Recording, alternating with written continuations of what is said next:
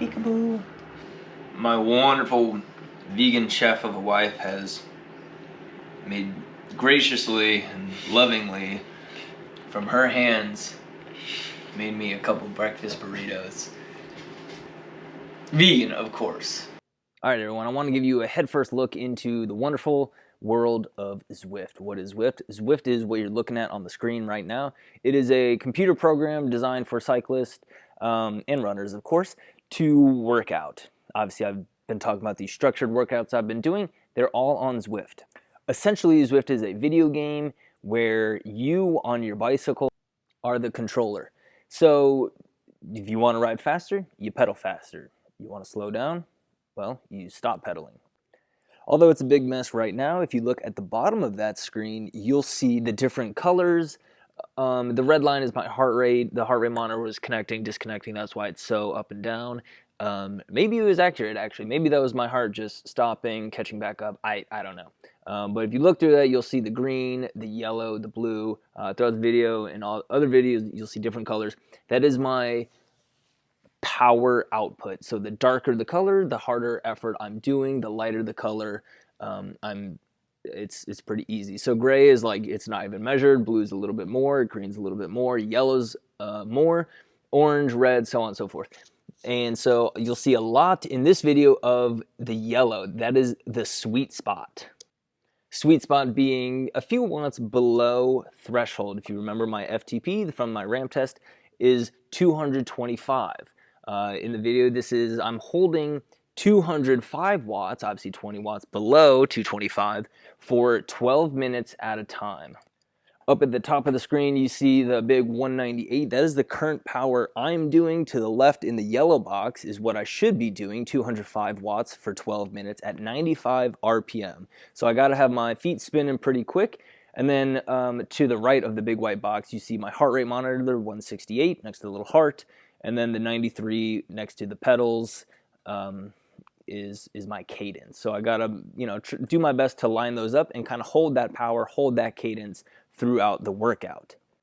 Over on the left side, you see my structured workout, so I can see what I just did and I can see what's coming next, and I get a little star, yay, if I do it properly. So you can see the very first one, I did not get a star. I didn't do very well. But you wanna nail the workout. You wanna get the stars. You wanna do it as accurately as possible, and in turn, receive massive gains. So if you look closely at that box, you can see every Zwift workout starts out with a 5-10 minute warm-up. That's cool. And then I did some preliminary efforts, some sprints. Whatever. A little break, another one, a little break. And then I did 225 watts for a few minutes, little break. And then I did two 12-minute intervals of sweet spot at 205 watts, followed by 3 minutes of 140, and then back to a big long block of 12 minutes at 205 watts. I loved it. I thought it was so fun. Again, that kind of structured workout is more geared to the kind of riding that I do. I like that long endurance kind of riding. I don't love these big full gas sprint intervals that it has me doing occasionally in some workouts, where it's full gas for 30 seconds, 10 seconds off. Full gas for 30 seconds, 10 seconds off. Times 15. Dude, I don't like that. I don't think it's fun. I'm also riding a carbon fiber bike on my smart trainer, and I am terrified of cracking the frame, so I don't ever stand up. You'll never see me stand up, or if you do, I'm really hurting. In addition, all these other cyclists that you see on the screen are real people, well, real avatars represented by real people who look just like me in the bottom corner of the screen, on a bike in their basement, riding away on a trainer, getting real hot and sweaty. So you can pass them in this virtual world. And then there's events, there's group rides, there's races of all kinds of sorts, time trials, crit races, the whole 9 yards. So the cool thing about Zwift, everything's a race. You see all these other people and you want to like push yourself. Sometimes you want to ignore your own workout and like beat these other people up the hill or to the archway or whatever it is. The bad thing about Zwift is that everything is a race. So when you're supposed to be doing this structured workout and holding some kind of power, yeah, it's nice. Like right now, I'm right with these other two riders. But then along comes this person, goes flying past me. What do I want to do? Do I want to stay with these two people right next to me? No, I want to go flying up ahead with the other ones. So yeah, in a nutshell, that's Zwift. Sometimes it's pretty awesome. Sometimes it totally freaking sucks. Nonetheless, I wanted to tell you guys a story of a time when I lived in Glacier National Park in the northern part of Montana. There's one road in Glacier National Park that goes up the mountain. It's called Going to the Sun Road. It is an iconic road. It is a very famous road. Every year it is under tons of snow. In the height of winter, it's under like 60 feet of snow. So when summer comes around, as the NPS crew works to clear it off, it is only open to hikers and bikers. You can go up the road as far as you possibly can until you hit a literal wall of snow that's about 4 feet deep or so, and you can't go on any further. One day when I was working there, I had a day off and I took my bike. Again, at this point, it's a Trek Performance Hybrid, and I just rode. I just went. And I was with hundreds of other people on this beautiful road through the mountains. And we're talking, there were some people on these elite road bikes, pro looking guys flying up the hill. We had families on mountain bikes. We had couples on these gross, rusty clunker of a bike from grandma's attic. Any kind of bike that anyone could find, they brought it out, drove it to the park, and rode up this iconic road. As we're going up, I'm at the halfway point. I take a little break, and I hear this group in front of me saying that at the halfway point, you've only done 30% of the elevation gain. 1/3 of the climbing at the halfway point. So it takes a real genius. The whole second half, you're going to be doing twice as much climbing as you did the first half. Dude, it was so hard, but it was so beautiful the entire time. I distinctly remember huffing and puffing on this super steep pitch. I look over, there's this hugely overweight guy pulled off to the side getting some water, and I hear this like low hum noise. Him and I, we look at each other as I'm huffing and puffing. We make eye contact. Sure enough, this old lady with an oxygen mask on goes flying up past both of us on an e-bike. Dude, any kind of bicycle that you could get your hands on, people were going up this road just to experience the mountains, just to experience this national park with no cars. I also passed a pregnant woman grinding on these pedals, slowly but surely getting up this mountain, all while carrying these two kids eating a box of Cheez-Its in this little trailer attached to the back of her bike. I'm on the second half of this ride, going up a steep section.